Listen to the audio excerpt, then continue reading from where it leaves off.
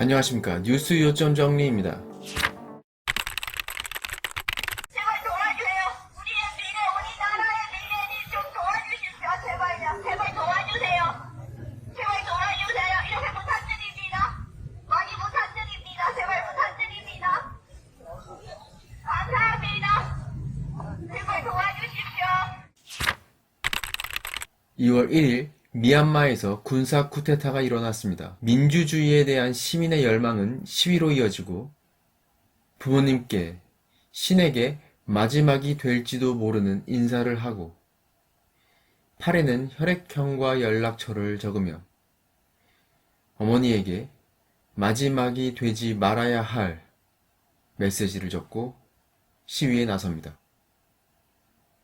하지만 군사 독재 정부는 시위대를 가만두지 않습니다. 우리가 봤던 광주와 같은 모습이 나타납니다. 위기에 놓여있는 미얀마는 왜 쿠데타가 일어났는지 알아보겠습니다. 미얀마는 식민지 독립 이후 과도기를 거쳐 약 50년간 군부 정권이 독재를 합니다. 이동안 민주화 세력은 지하에 있었고 그 대표적 인물이 바로 아웅산 수치입니다. 군부 독재 50년간 이들은 아주 막대한 부를 축적했습니다. 미얀마의 전두환인 헬라잉은 개발도상국인 미얀마에 사실상 돈이 되는 모든 부분에서 경제를 장악하고 있습니다. 자녀들 역시 막대한 부를 가지고 있죠. 군부 독재만 해도 우리처럼 벗어나기 엄청나게 어려운 상황에 독재와 재벌이 합쳐진 형태이기 때문에 권력의 힘은 상상한 것 이상입니다. 우리로 치자면 전두환이 삼성, 현대, LG 같은 대기업의 회장인 것과 같은 것이죠. 아주 끔찍한 상황입니다. 2008년 군부 정권은 외부적으로는 국제사회의 압박도 있고 내부적으론 민주화에 대한 열망도 있고 하니 그래 어디 한번 민주주의 해봐 하며 허락하는 듯한 표면적 민주주의를 시작하게 됐습니다.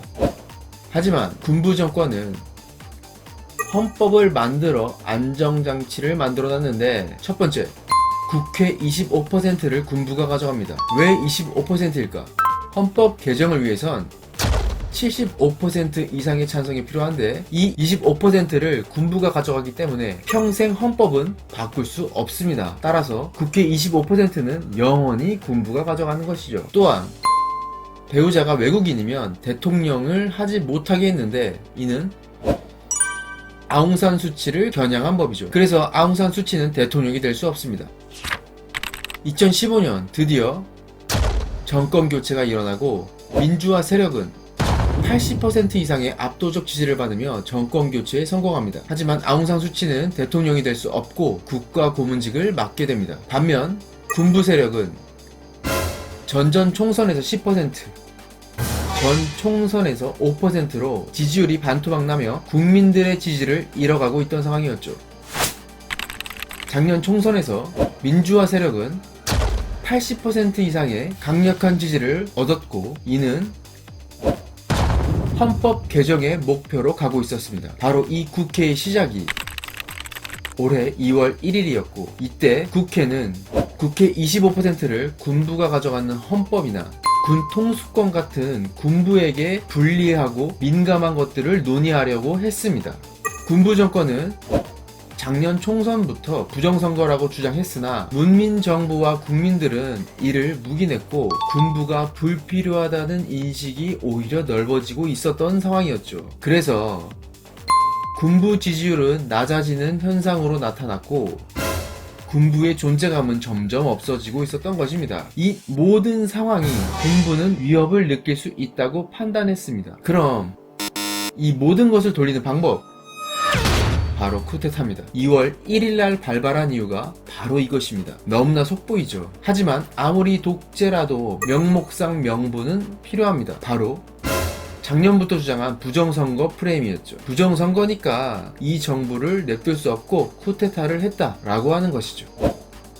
쿠데타 이후 군부 정부는 임시정부를 1년간만 하고 재투표를 통해 문민정부가 들어서면 물러나겠다고 했지만 행정부 내각을 단행하는데 명칭이 군부 정권 때 사용했던 것들입니다. 느낌이 팍 오죠. 또한 연합정부인 미얀마는 각 지역의 수장을 주지사라는 명칭을 사용했으나 당 행정위원회 위원장이라는 명칭으로 바꾸고 군경 출신으로 배치합니다. 1년 임시정부면 내각 교체나 연방정부 시스템을 바꿀 필요가 없었겠죠. 하지만 더 심각한 문제가 있는데 부정선거 조사를 누가 하겠습니까? 자기들이 하면서 이는 충분히 조작 가능성이 높고 그렇기 때문에 정부를 이대로 둘 수 없다. 우리가 다시 맞는다. 즉 군부 독재로 돌아갈 수 있다는 거죠. 이것이 가장 큰 문제라고 볼 수 있습니다. 지금 미얀마는 엄청난 기로에 서 있습니다. 민주주의로 가느냐, 군부 독재로 다시 돌아가느냐. 우리나라보다 더 강력한 군부 재벌 독재에서 국민들이 안전하게 민주주의로 돌아가기를 바라면서 마치도록 하겠습니다. 감사합니다.